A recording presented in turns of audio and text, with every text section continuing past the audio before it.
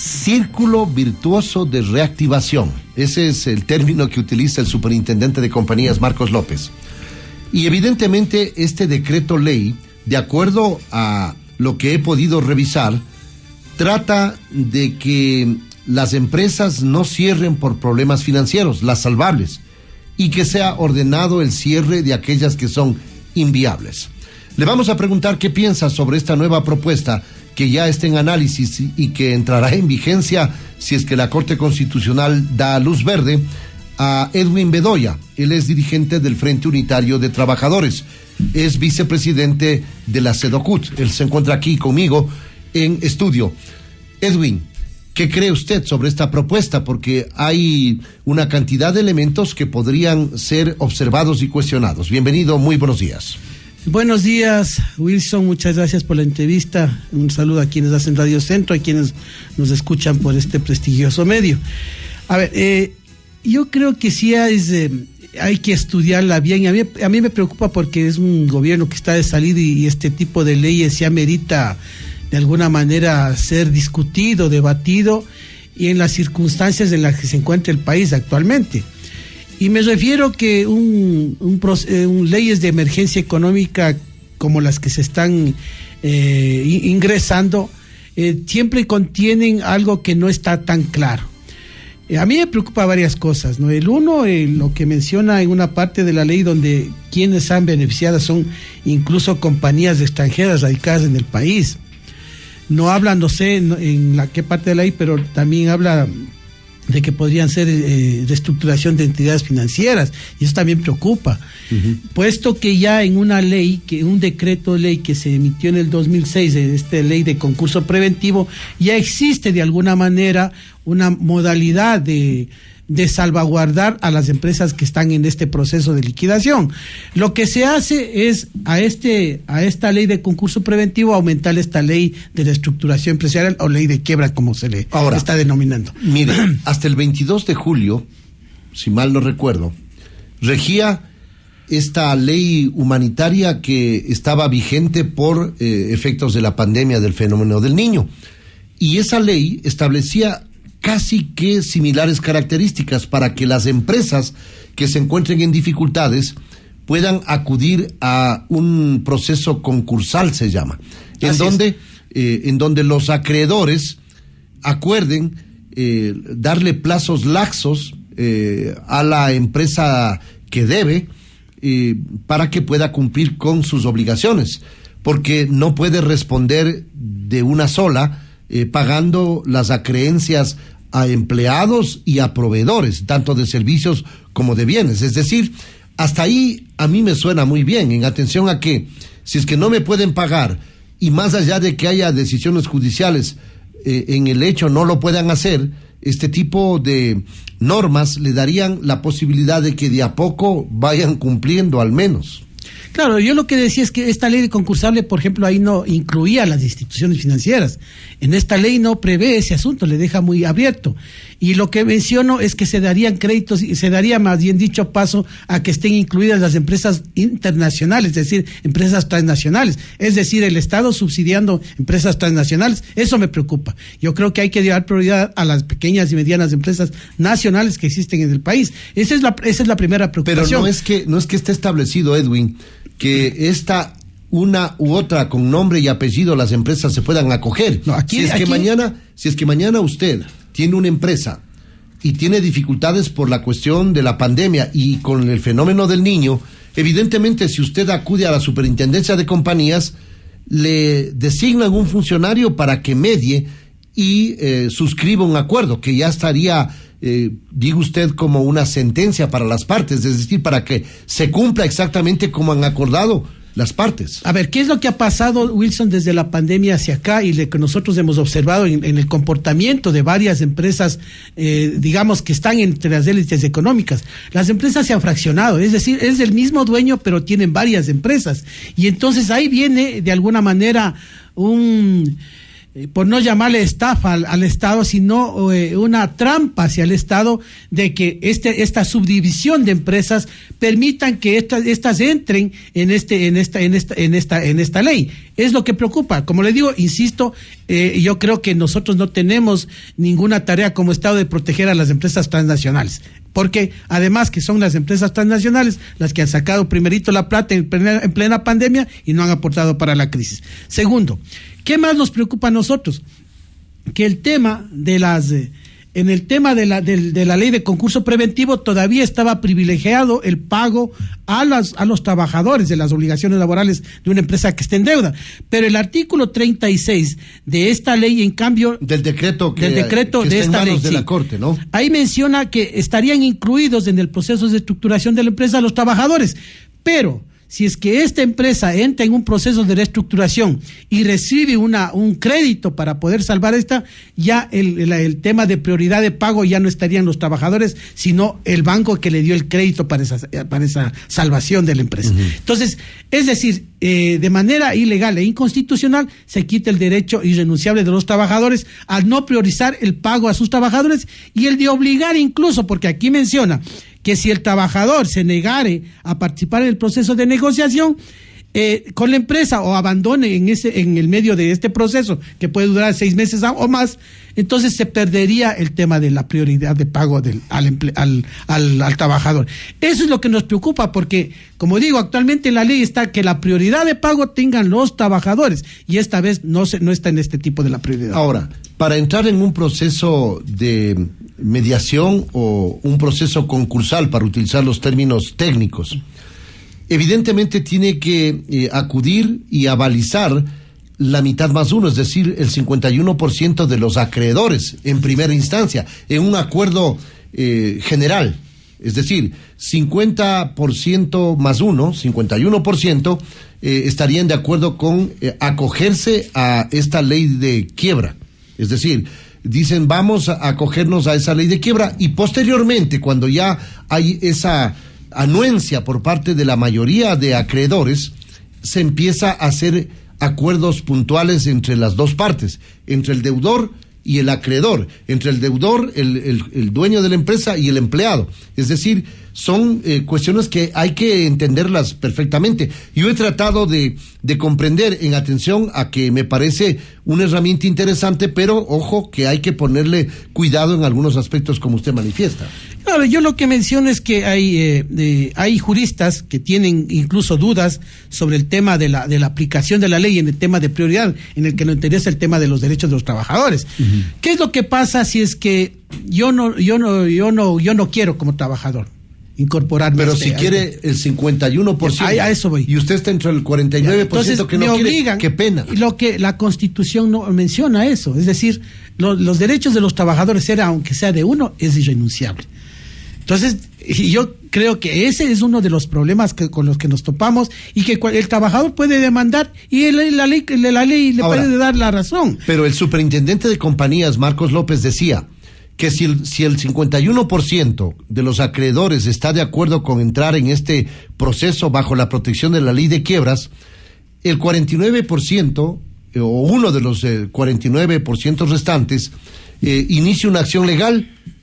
Queda suspendida la acción legal porque la mayoría se ha acogido a esta figura. Es decir, usted puede demandar con sus derechos, evidentemente, pero si es que el 51% de los acreedores, es decir, empleados, proveedores, se acogen, lamentablemente su acción queda en suspenso. Eso me refiero, no se trata de que sea el 50 o el 51. El trabajador tiene el derecho irrenunciable. Por ejemplo, aquí hay una firma societaria, Gerlis, me parece que ha dado 3 premisas para que puedan aplicarse este tipo de leyes. Por ejemplo, los derechos de los trabajadores o empleados son irrenunciables. Las obligaciones laborales tienen prelación, es decir, tienen prioridad cuando una empresa tiene deudas con distintos acreedores. Y el tercero es, por principio, los derechos de los laborales no son regresivos. Es decir, esta ley tiene que, el futuro no puede dejarlos en una condición más precaria. Entonces, hay este antecedente en esta ley, y así sí nos preocupa a nosotros estos aspectos. Y lo otro que le menciono, es lo le mencionaba micrófonos, si hay empresas que durante las condonaciones que se han dado desde el 2015, no han pagado esas deudas. O sea, son recurrentes y han venido a mejor acumulando deuda y no han hecho ningún esfuerzo por pagar, hasta con el salvataje tributario que les han dado. Entonces, que se acojan a este tipo de empresas, por lo que les menciono, que se fraccionan en varias empresas siendo un mismo dueño. Entonces, eso también nos preocupa. Eso es un fraude para el Estado y esa es una protección que me parece que el Estado debería estar pendiente en que sean las empresas que realmente necesiten, porque a nosotros también también queremos que se cuide el tema del empleo. Es obviamente nosotros, a eso iba yo en la segunda parte de la entrevista. Nosotros queremos cuidar del empleo, pero si es que hay empresas que han estado de tumbo en tumbo, vea, yo he visto fracasar. Pero mire el otro escenario, Edwin. Si es que no se acogen a esta figura y deciden declararse insolventes, el escenario es que se pierden las plazas de empleo y se tienen que repartir los bienes que tenga la empresa, o sea, la persona jurídica. Es decir, se venden, o sea, primero se comisan esos bienes, se subastan, se venden y se les va entregando a los ex empleados lo que alcance de lo que vendan. Pero no es tan simple, Wilson. Nosotros hemos vivido. Eso es lo que decía el superintendente. Nosotros hemos vivido quiebre de empresas. ATU. Uh-huh. Ahí empresa les entregaban incluso con muebles. No, y ahí pasaba lo que le decía yo, sin necesidad de la ley. Esta empresa pedía un crédito a la Banco Pichincha y el Banco Pichincha tenía que primerito cobrar la deuda. Entonces había este conflicto entre los trabajadores y las deudas que tenían. Hay empresas como Pony, el de calzado Pony, empresas como Textiles de Ecuador, o sea, hay varias empresas que nosotros hemos tenido experiencia de este tipo de aspectos y que hemos visto que ahí sí era necesario un salvataje, pero realmente no son los motivos por la falta de solvencia o liquidez, sino porque ya el giro del negocio en las condiciones que estaba no era lucrativo.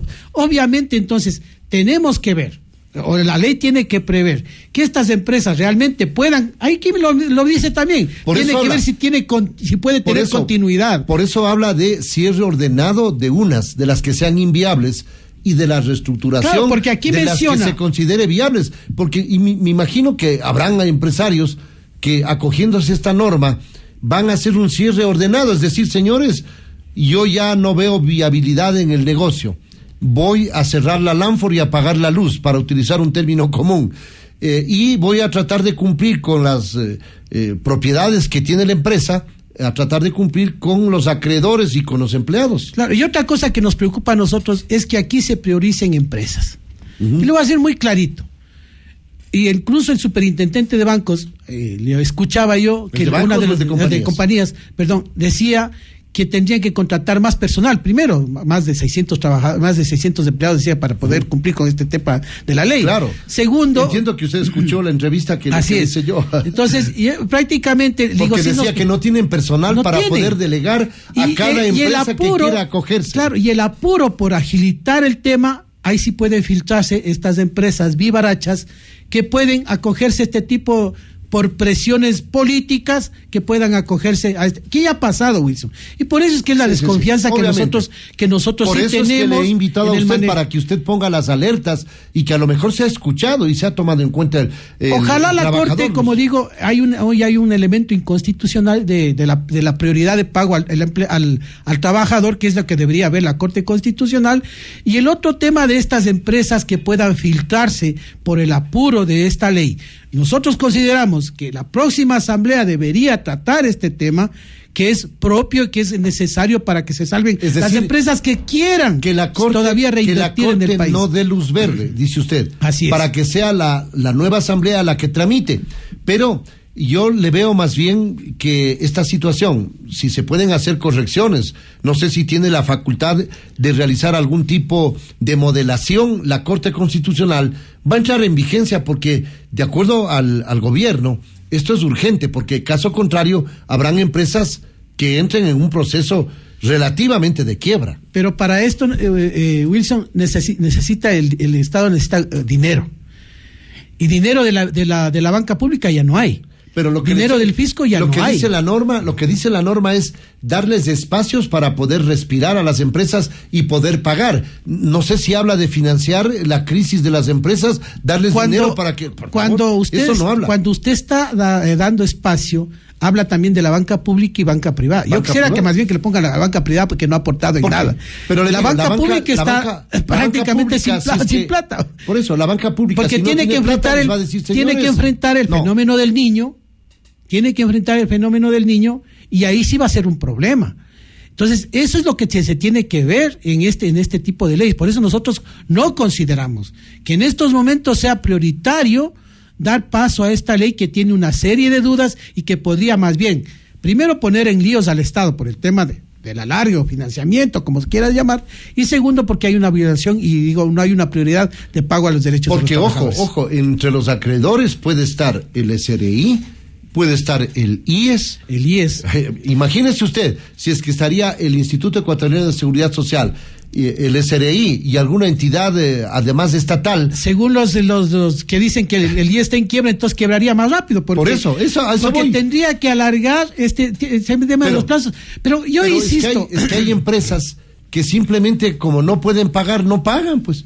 Y ahí están con la deuda acumulada y acrecentándose, porque los intereses de mora y no es que esperan y siguen engordándose la deuda. Mire, Wilson, y si les dan un respiro, y si es que el IES puede recibir, diga usted, en vez de recibir 2 millones, recibe 200,000 al mes.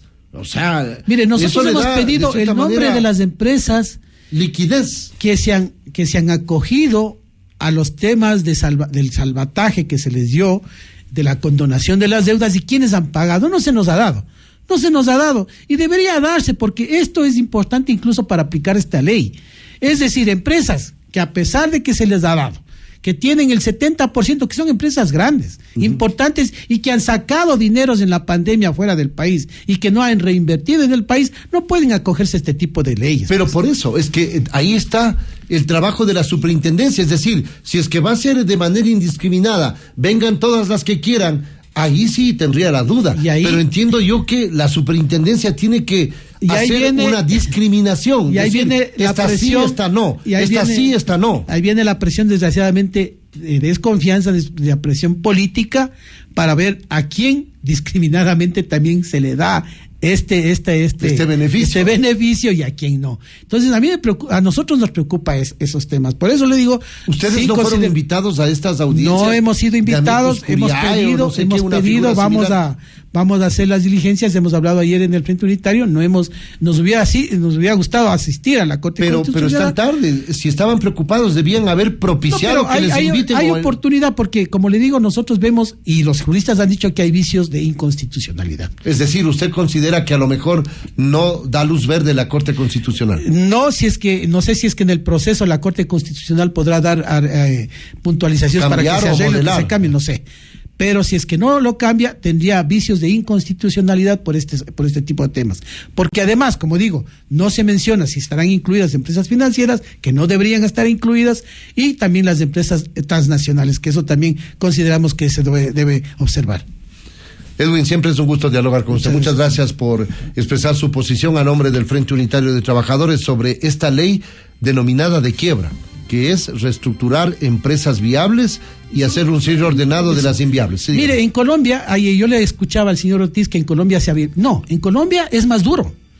En Colombia, si usted reestructura la deuda, tiene que tener como 4 acreedores y tiene que garantizar un 10% y tiene que pagar incluso para poder dar una garantía y acogerse. Entonces, no es que no se le puede comparar a esta ley con lo de Colombia. Lo de Colombia es muy distinto. Edwin Bedoya, vicepresidente de la SEDOCUD, dirigente del Frente Unitario de Trabajadores.